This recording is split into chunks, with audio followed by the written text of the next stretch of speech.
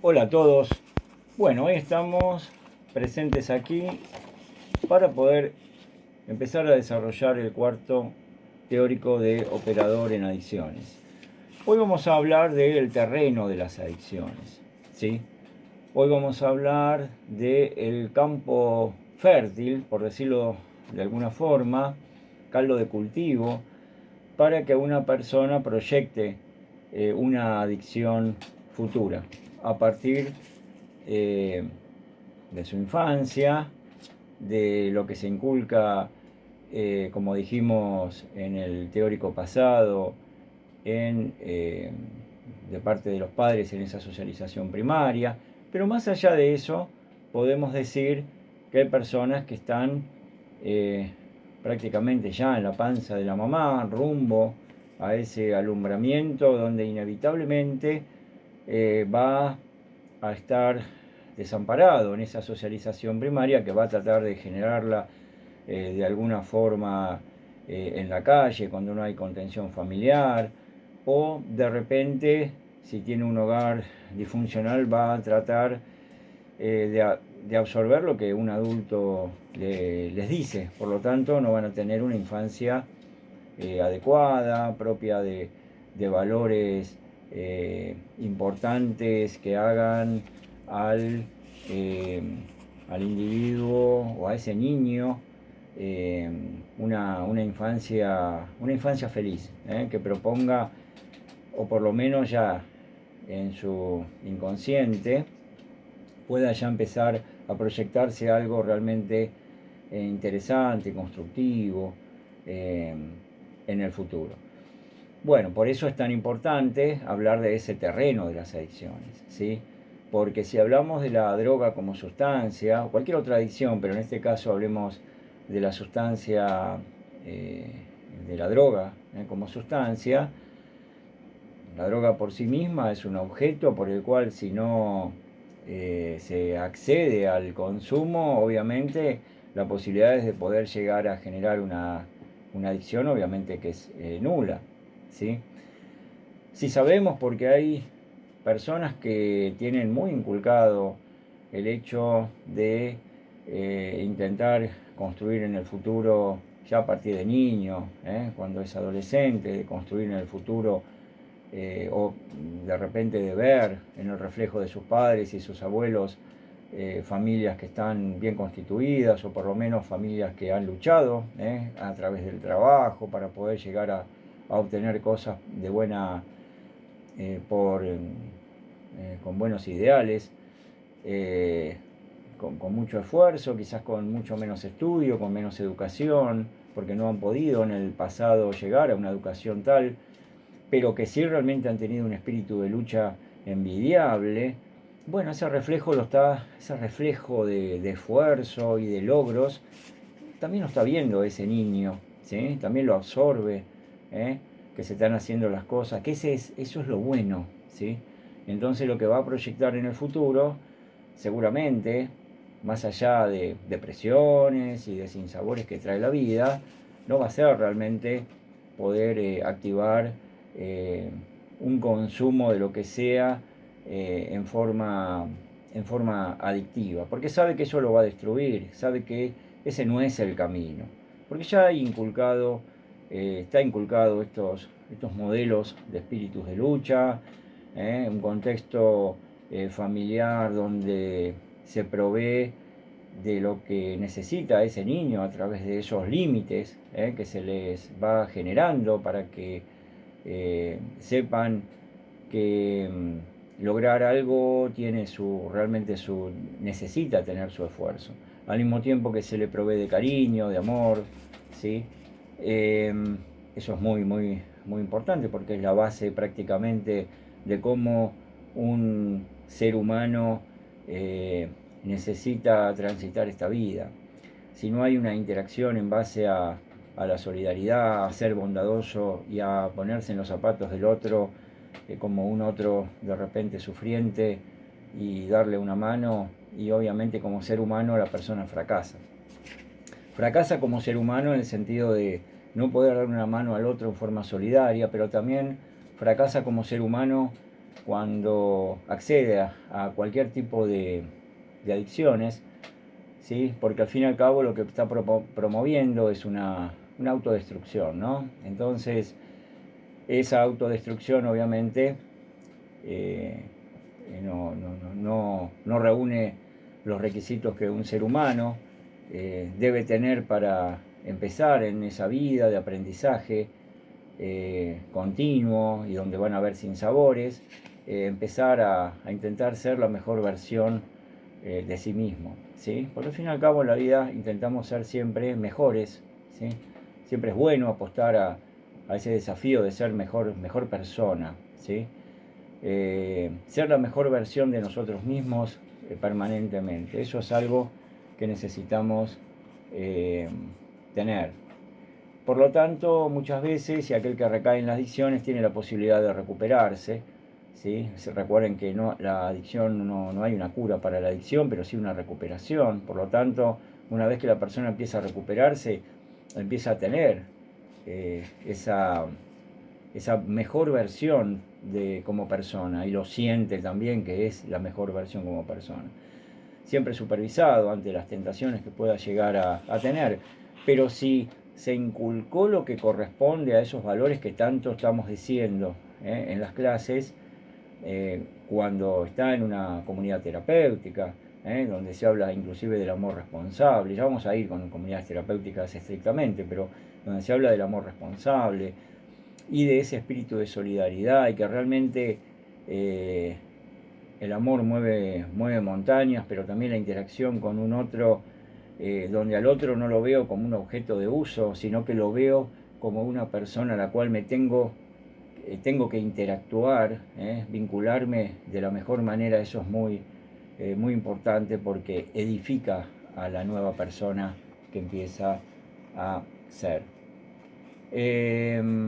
Ser, la persona empieza a ser, no a tener, no a consumir por el consumo mismo, sino a ser persona, ¿sí? El hombre tiene huellas, obviamente transita las huellas en su historia, ¿sí?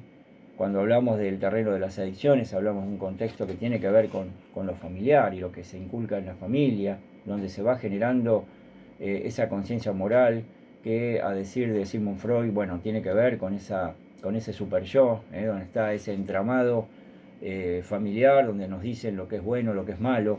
En muchos casos, bueno, son cuestiones que tienen que ver con lo que reza esa familia, no siempre se está dando los mejores valores. Hay gente que incurre en el delito y impone al niño o niña valores que están exactamente a la inversa de lo que realmente necesita una persona para tener una buena convivencia familiar y social. Cuando habla de una escala de valores que tienen que ver con una escalada que tiene que ver con la violencia, con robarle al otro, y cuanto el robo es más violento o más temerario, es mejor, ¿sí?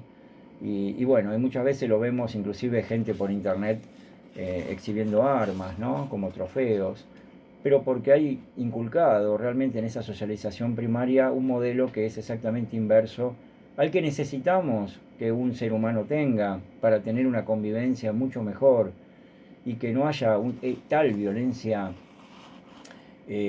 social como la que estamos viendo a menudo en la televisión, ¿sí? Donde de repente se abren ventanas de realidades muy crudas, muy violentas, y que necesitamos de alguna forma masificar en lo que podamos otro discurso que tenga que ver con plantearnos como padres lo que tenemos que darle a esos niños o niñas como valores realmente esenciales para esa buena convivencia. De cualquier forma, se abriría otro debate que tiene que ver con la resocialización en las diferentes penitenciarías o cárceles, que no viene al caso el día de hoy, ¿sí? En otro momento seguramente lo vamos a hablar, porque digamos que el consumo de sustancias también se incurre en el delito en muchas personas, por el cual se hace lo imposible para obtener dinero para lograr satisfacer ese consumo diario. Pero vamos a abrir otro capítulo en otro momento. Obviamente hay cambios socioculturales muy grandes en las últimas décadas, en los últimos años, que nada tiene que ver con lo que teníamos en vista antes, ¿no? Los roles familiares han cambiado muchísimo, la repercusión en esos roles familiares, madre, padre, hermano, hijo, hija.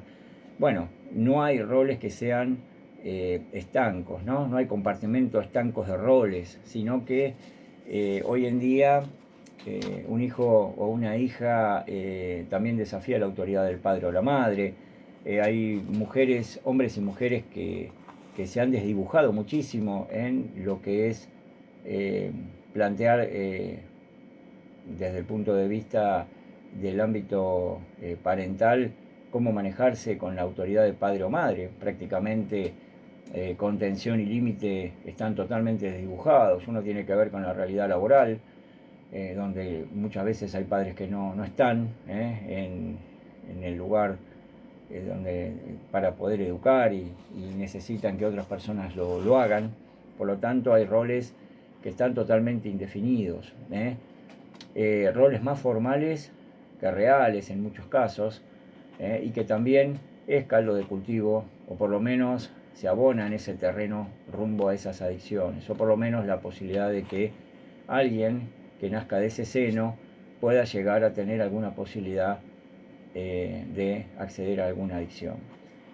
Otra cosa, bueno, mucho más estructural, tendría que ver con los siglos y siglos que tenemos de patriarcado, ¿no? ¿Qué involucra el patriarcado? Muchas veces enrolado con el machismo. Bueno, el autoritarismo y la represión, ¿sí? El autoritarismo y la represión, los roles que tienen que ser rígidos. Y hoy en día, bueno, hay una apertura muy grande hacia una permisividad y una libertad que no tiene límites. O sea, se brinda otro modelo que no tiene nada que ver con el patriarcado, pero es el dejar hacer permanente.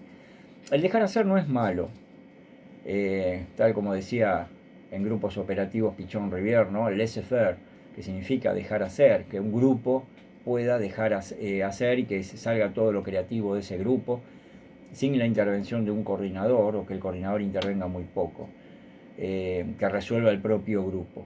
Acá podríamos decir lo mismo, que el propio grupo familiar, sin que los padres intervengan, los demás, un grupo de hermanos, hagan como puedan, ¿sí?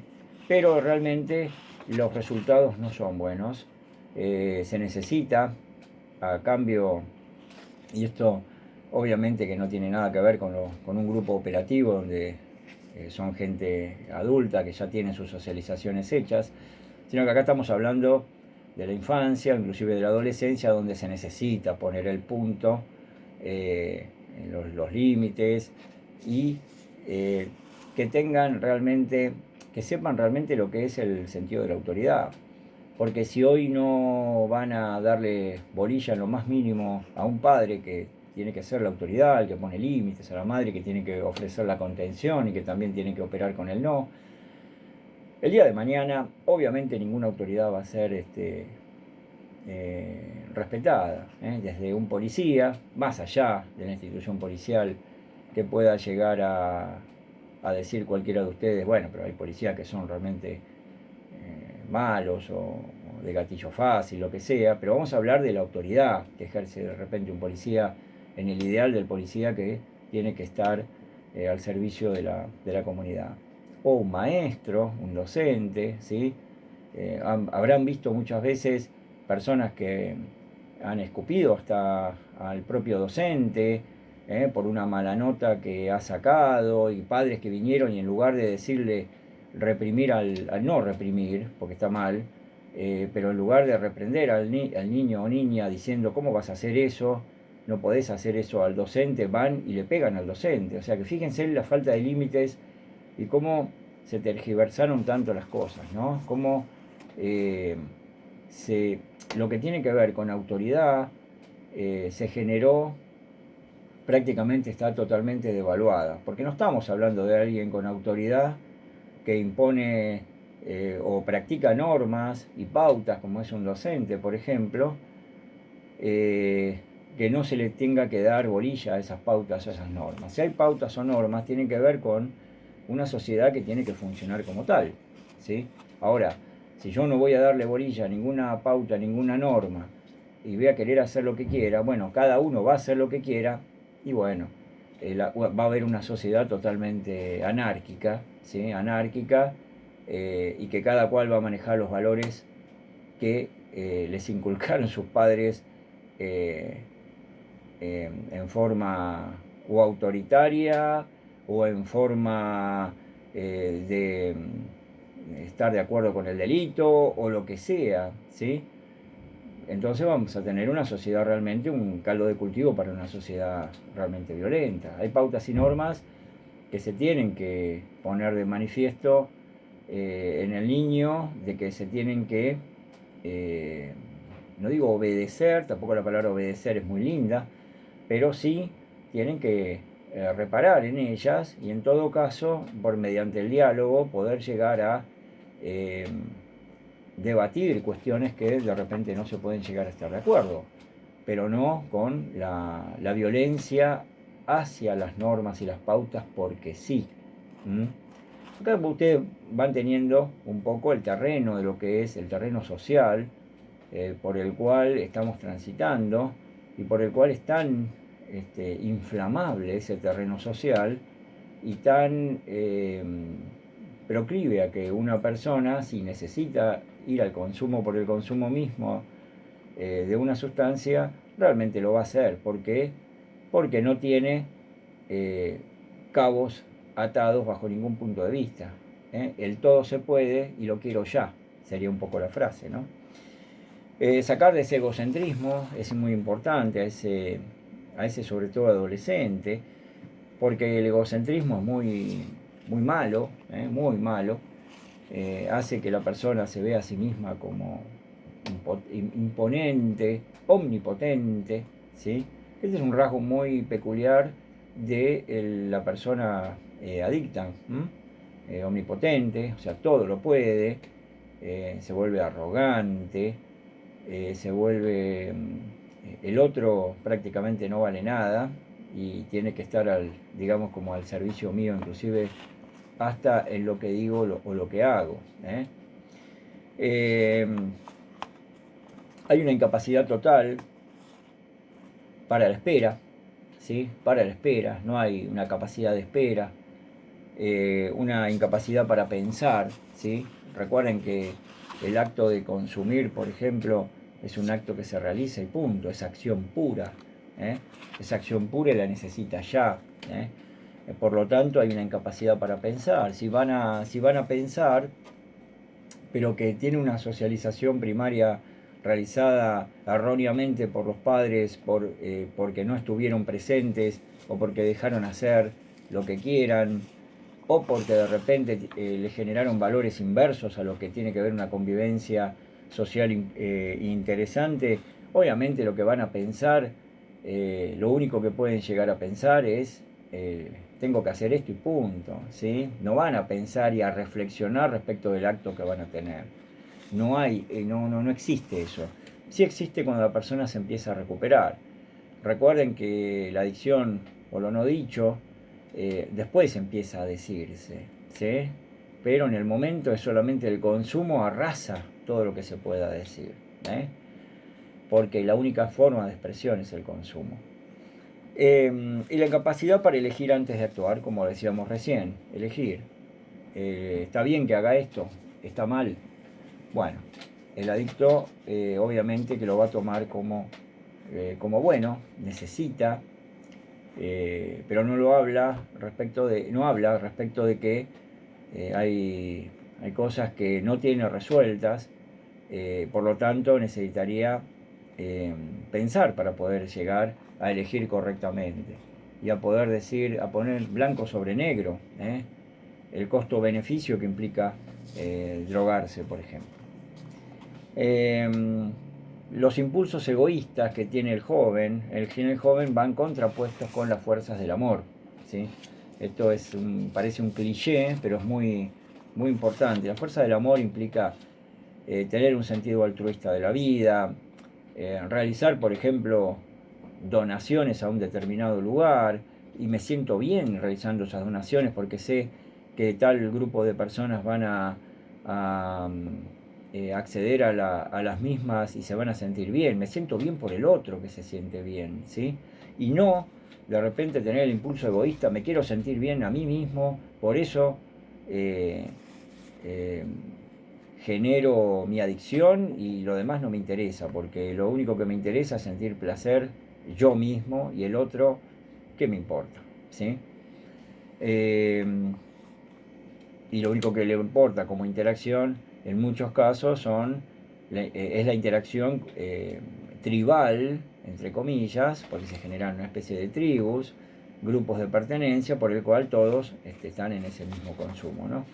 Y ese otro sí me interesa por conveniencia, porque también consume y también puedo acceder al consumo a través de lo que me pueda llegar a proveer en este caso de droga, esa persona, inclusive. Si en algún momento falta dinero para poder generar la compra, ¿sí?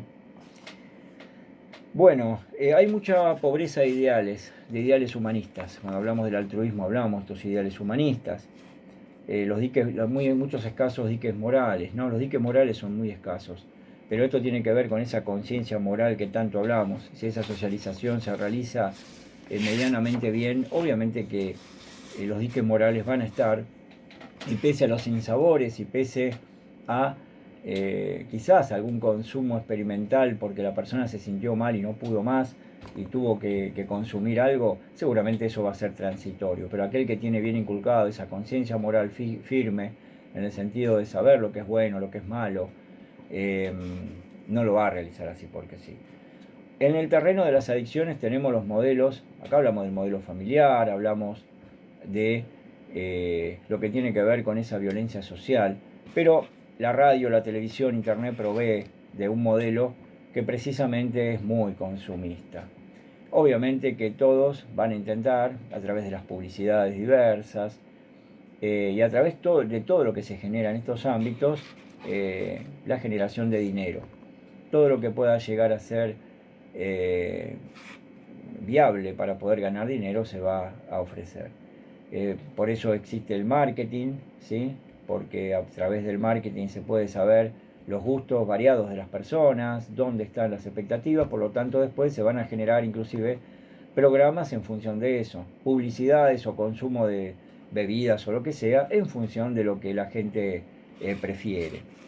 Eh, y no va a interesar demasiado, desde publicidades como cervezas, que la cerveza es para la juventud, refrescate un poco, viene el verano y necesitas tomar, y que tal marca de bebida es propia de la juventud. Bueno, emparentan esto y prácticamente entra en el inconsciente de la persona en forma muy sutil a través de la publicidad, publicidades que parecen que fueran encantadoras, simpáticas, y proveen un modelo de consumo de bebidas, ¿sí? Y que muchas personas, bueno, pueden llegar a generar dependencia y hasta adicción. Obviamente que se pone allí abajo beber con moderación, etcétera, en sentido obviamente formal.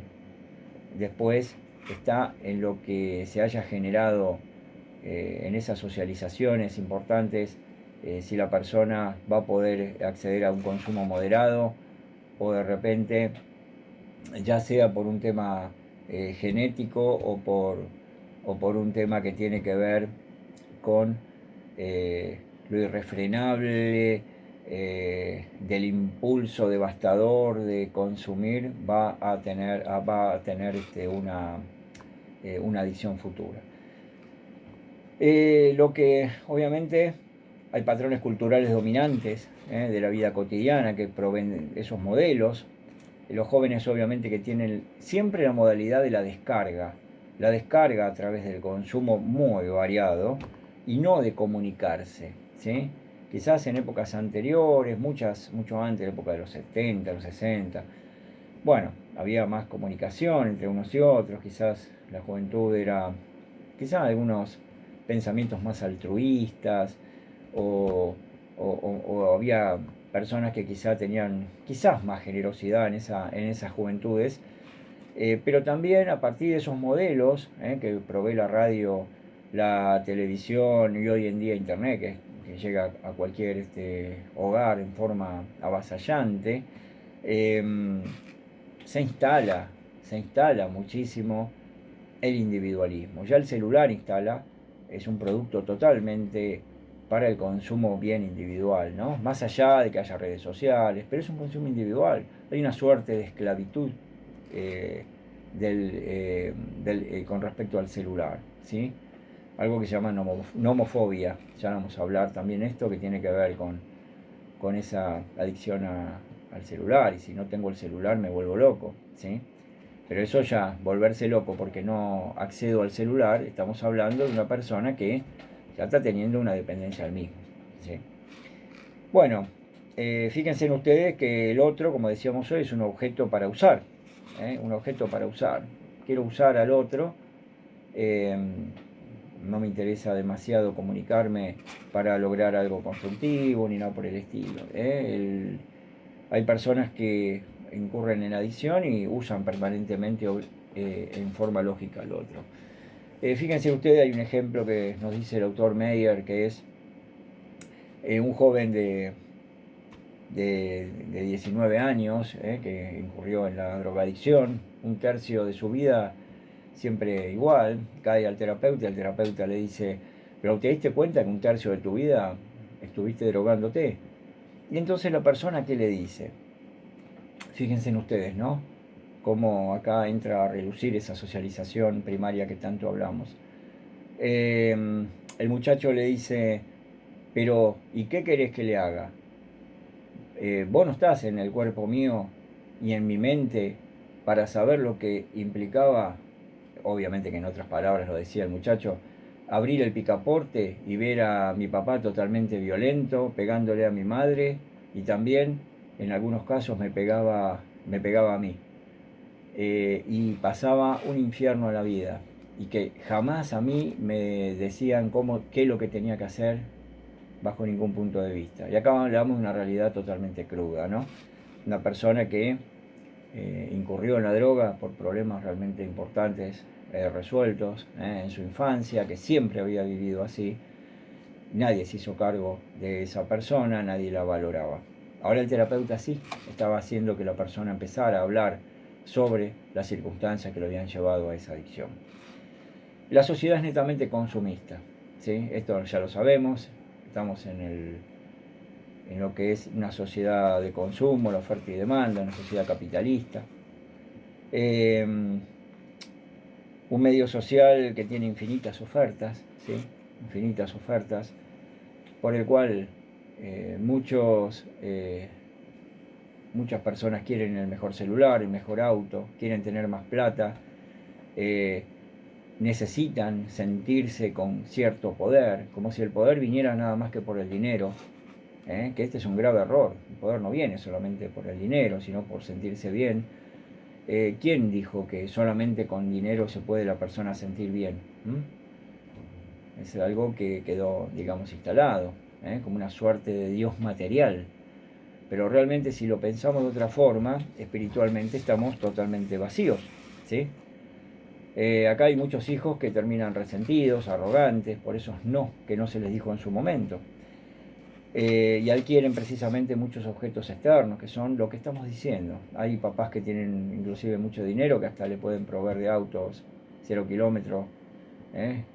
Para un cumpleaños de tal o cual chico, eh, etcétera. Pero el vacío interior es aterrador, ¿no? Hay un vacío interior que tiene la persona, que es pero notorio. Aquel que tiene, aquellos que no tienen ni siquiera alguna creencia, creer en Dios de repente, que va a llenar de alguna forma la espiritualidad de la persona y aliviar los pesares por los cuales está teniendo, tampoco lo tienen, ¿sí? En muchos casos. El tema de Dios y de las creencias religiosas lo vamos a hablar también en otro momento, porque tiene que ver con un capítulo importante para una persona que es adicta. Es muy importante. La creencia religiosa, en la medida que la persona la tenga, siempre es muy bueno entender que hay algo supremo, en todo caso, que es muy superior a las debilidades humanas y terrenales. Y esto supremo inclusive no tiene por qué ser Dios en sí mismo, sino que hay cosas que son mucho más superadoras para el ser humano. Bueno, hay una constancia que tiene que generarse siempre, que es la comunicación, los límites que tienen que estar marcados, la protección, estimular a ese joven para que pueda llegar a tener proyectos. Hay hijos que son muy destructivos por la falta total de límites.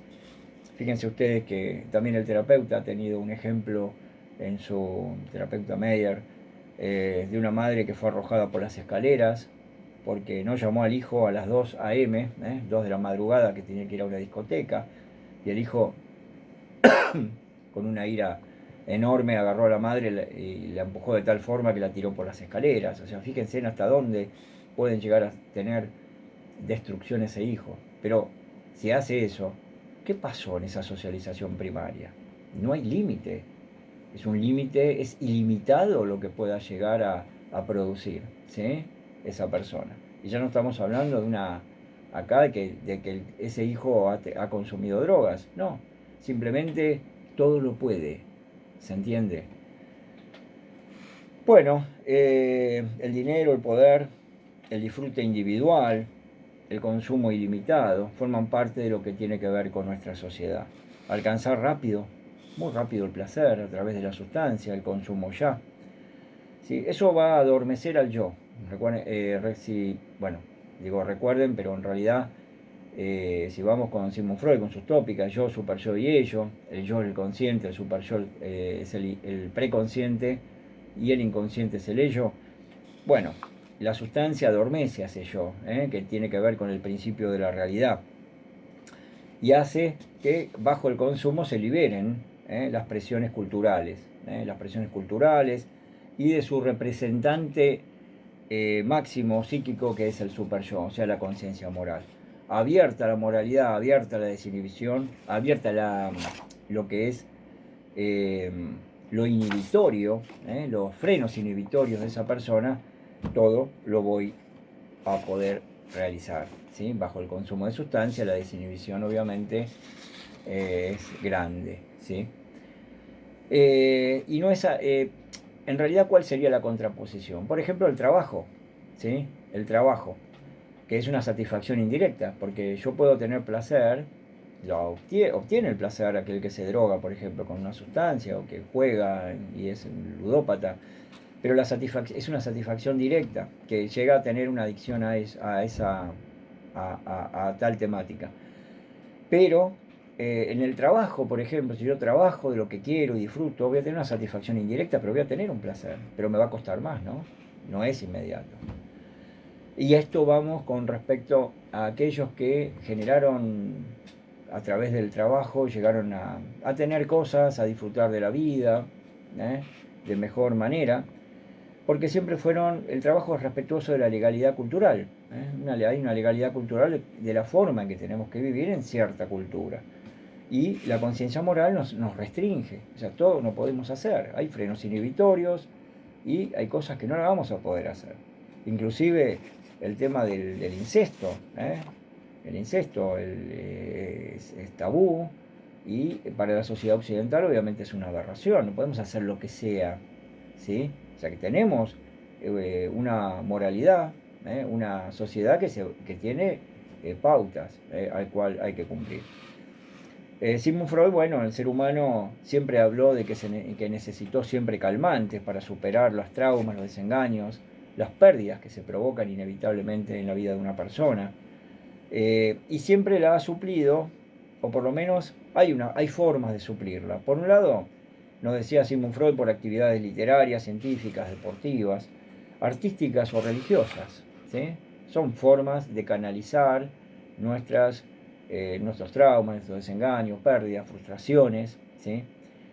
O también se puede provocar a través de los síntomas o delirios, para escapar de un sufrimiento mayor. Muchas veces la persona psicótica está estableciendo una forma de escape a ese sufrimiento que está teniendo y sustituye una realidad por otra realidad, ¿sí? O sea, hay un principio de realidad propio del psicótico. O a través del cine, del teatro, de la lectura y de los juegos, para olvidar en forma momentánea, y tiene que ver más con la recreación, con la recreación. Siempre se ha denominado quitapenas, ¿no?, a aquella persona que entra en un consumo, porque alcanza el dolor o la angustia, pero también a la verdadera forma de cambiar la realidad, que la disgusta o amenaza, ¿sí? O sea, alcanzan al dolor o la angustia, ese quitapenas, ese consumo de sustancias, de alcohol, de lo que sea, pero también a la verdadera forma de cómo cambiar la realidad, que la disgusta o amenaza. O sea, tapo lo que me angustia, me disgusta o amenaza con esa sustancia o lo que sea, pero también estoy huyendo y estoy incrementando de alguna forma ese dolor. El autor nos da un ejemplo que les había dado a él, que por ejemplo es chicos que estaban jugando en las vías del tren, bajo el consumo de sustancias. Cuando llegaba el tren tenían que tirarse, y hay uno que, bueno, logró tirarse y se salvó, el otro no pudo salir de esas circunstancias porque quedó paralizado y el tren lo pasó por arriba. O sea, con el consumo de sustancias generaron un juego, pero al fin y al cabo incrementó totalmente el dolor que realmente sentía, porque finalmente incurrió en un juego prácticamente suicida donde terminó muriendo, ¿sí? O sea que se terminó la angustia, pero a través de la muerte, ¿sí? No a través de la canalización de algo que lo pudo llevar de vuelta a una vida mucho más saludable, una vida saludable. El drogodependiente es como el avestruz, ¿sí? No huye ni ataca, sino que mete la cabeza abajo de la tierra, ¿sí?, para no ver más nada. Si eso no es tapar lo que le pasa o lo que le ha pasado, lo que le ha pasado, lo que le pasa, ¿dónde está, no? Tenemos un ejemplo de un chico de 16 años que consume pasta base. Y en la consulta, bueno, en la consulta que ha tenido el terapeuta Meyer, finalmente dejó, porque se sentía valorado allí, ¿sí? Hubo una forma, un lugar donde se sintió realmente valorado, y fue con el terapeuta. Por lo menos el terapeuta se hacía cargo de su vida, en cierta forma, porque le preguntaba, y él se sentía entonces, bueno, algo debo ser, ahora soy persona, porque realmente esta persona se está poniendo a preguntarme sobre la vida mía, que nadie nunca, ni mis padres le interesó, ¿sí? Interesarse por el otro es el inicio de una eventual recuperación de alguien que está bajo una adicción, cuando quiere realmente recuperarse y ha tocado fondo y vuelve a la superficie diciendo, bueno, yo me quiero recuperar porque quiero una vida nueva. Esto es muy importante, porque llevar de las pestañas a alguien a algún lugar para que se recupere no va a tener un resultado alentador, se los digo, por haber visto realmente personas que se han escapado de los lugares, ¿sí? La adicción es el enemigo, siempre tiene que haber una política general, por eso hablamos del terreno de las adicciones, una política preventiva, integral, sistemática, interdisciplinaria, donde haya muchos profesionales de distintos lugares, de distintas profesiones, realizando esto, haciendo seguimientos. Acá le estamos poniendo ya directamente al Estado un rol importante, que en muchos casos, bueno, no lo es tan a conciencia. A los jóvenes, bueno, no a la fuga, no a la incomunicación con sus familiares es muy importante, no comunicarse con los docentes en esa socialización secundaria es muy importante, no a la agresión a sí mismos y hacia terceros, esto hay que tener ese seguimiento, hay trabajadores sociales que hacen muy buen trabajo en relevamiento de escuelas, por ejemplo. El no lo podrán asumir desde el amor de padres y maestros, el no lo podrán asumir desde el amor de padres y el amor y el respeto de padres y maestros. O sea, si no se tiene amor y respeto hacia padres y maestros que hayan sido inculcados, y ese no va a ser un no formal, ¿sí? Entonces hay que poner límites en cuanto a que hay que cumplir pautas, tanto en la escuela como en la familia. El sujeto tendrá la capacidad de asumir responsabilidades, limitarse, obviamente ser creativo, pero tener proyectos. Si alguien tiene proyectos, está estimulado en vida, ¿sí? No va a estar pensando en ser adicto a puntos suspensivos, ¿no? Y las influencias obviamente van a ser los padres, los educadores, los medios, la radio, la televisión, internet, que en estos casos los medios y las redes sociales sería muy importante, tanto la televisión sobre todo, y también internet, televisión y radio fundamentalmente, son dos puntales de lo que son los medios. Es muy importante la responsabilidad que pueden tener, ¿sí? Que pueden tener, porque de una vez por todas hay que hacer una sociedad diferente, pero ellos tienen mucho que ver, porque en muchos casos es lo primero que la persona ve, ¿eh? Nadie deja de ver un canal de televisión, es muy poca la gente que no ve televisión de repente, y lo que se comunica ahí tiene que ser muy responsable. De lo contrario, estamos generando inclusive hasta paranoia en las cabezas de las personas, ¿sí? En las conductas, en comportamientos muy complicados. Y los discursos tienen que ser discursos solidarios. Bueno, ahora les voy a hablar de los indicios del consumo de marihuana. Ustedes saben, yo después les voy a decir que hay 4 tipos de marihuana. Una de ellas es la cannabis sativa, y hay tres más que después les voy a comunicar. Pero ahora yo quiero, para que ustedes entiendan, 13 puntos por el cual ustedes pueden detectar que realmente una persona está bajo consumo, ¿sí? Uno, la mirada perdida, obviamente, porque primero siempre la marihuana va a causar euforia, después va a causar una relajación, tranquilidad, pero cuando causa esa relajación y tranquilidad, la persona puede quedar con la mirada perdida, en trance, ensimismada, ¿sí? Esto es muy fácil de poder llegar a detectar. También los ojos rojos, pero acá ojo, porque va a aparecer como una conjuntivitis, un enrojecimiento de ojos, una mirada más brillante, la dilatación de las pupilas. Ojo, porque puede haber conjuntivitis también y no tiene que ver por consumo de marihuana, ¿sí? También puede ser alguna cuestión que tiene que ver con alguna alergia o algo por el estilo, pero ya de por sí la dilatación de pupilas y los ojos rojos son muy importantes para detectar que alguien esté bajo los indicios de la marihuana. Esto sobre todo para la persona que tiene hijos y para aquel que vaya a trabajar con personas como operador, ¿no? Desinhibición, bueno, obviamente en euforia la manifestación es a nivel social y conductual. Obviamente hay una desinhibición, los frenos inhibitorios van rompiéndose, sobre todo cuando está en euforia. Después cuando ya se relaja no, pero en el punto de la euforia sí. Mucho apetito, aumento de apetito, siempre hay la sensación de que la persona tiene hambre. El consumidor habitual tiene más hambre que lo habitual, ¿sí? Busca alimentos más calóricos, sobre todo dulces. Pueden provocar aumento de peso, la persona puede empezar a engordar mucho más porque consume más alimentos, ¿sí? Producto del consumo de marihuana habitual, cuando va consumiendo en forma muy frecuente.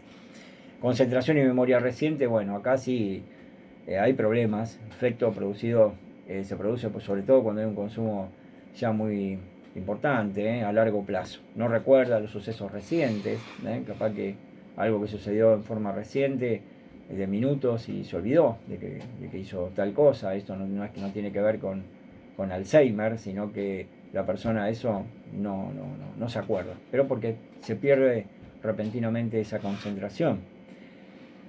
El insomnio, acabado los efectos, tienen dificultad para conciliar el sueño, ¿sí? Se despierta por las noches quizá y no puede dormir la persona. Esto cuando ya no hay, cuando pasó los efectos totales del consumo. Uso de inciensos y chicles, bueno, Esto para camuflar de alguna forma, incienso para camuflar el olor que es muy propio, muy característico de la marihuana, y los chicles para que el aliento sea más fresco en todo caso y no sea porque hayan fumado marihuana, ¿sí? El estado de ánimo expansivo, en duración del efecto, cierto nivel de desinhibición, risas descontroladas, tono de voz elevado, esto se da muchísimo. Disminución de la tensión se reduce muchísimo. Focalizar una atención y que sea sostenida se hace muy difícil. Tos y problemas respiratorios por el mantenimiento del humo, que va a la garganta y va a los pulmones. Esto es muy propio también, obviamente, de la nicotina, también se produce a partir de la marihuana, de problemas respiratorios. Descoordinación a nivel motriz, mente y cuerpo descoordinados. De repente para caminar uno se da cuenta de que lo que dicta la mente no es al cuerpo, no va de la misma sincronizado con el cuerpo. No hay acción 100% a los estímulos. El uso de objetos, bueno, esto es muy gráfico, ¿no? Pipas, papel de liar para hacer los cigarrillos o boquillas, o también el famoso grinder, ¿sí? Que es un elemento que tiene dos piezas para triturar precisamente los cogollos de la marihuana, sin romper los componentes como la resina que es el componente que hace que la sustancia sea netamente psicoactiva. La paranoia o alucinaciones, es menos frecuente esto, alucinaciones o delirios, brotes psicóticos, esto se produce mucho con la cannabis sativa, precisamente con este tipo de marihuana. Y acá estaríamos hablando ya quizá de algún consumo también de alguna otra sustancia y estamos prácticamente al borde de poder llegar a decir que puede llegar a ser un paciente dual, ¿no? Un paciente que llegó a eso por el consumo.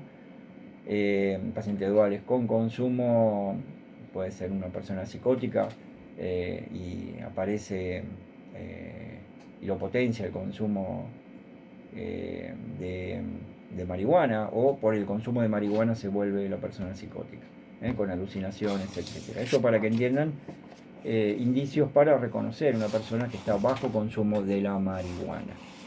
Bueno, hasta acá llegamos el día de hoy, espero que les haya gustado. Cualquier cosa me van mandando mensajes, van a tener una actividad como siempre. Y desde mi parte, bueno, cuídense y les mando un saludo muy cordial para todos ustedes, ¿sí? Muy gentiles por haberme escuchado esta clase y nos estamos viendo seguramente la semana que viene, Dios mediante, ¿sí? Bueno, disfruten de la vida, que es linda y bella. Hasta la próxima.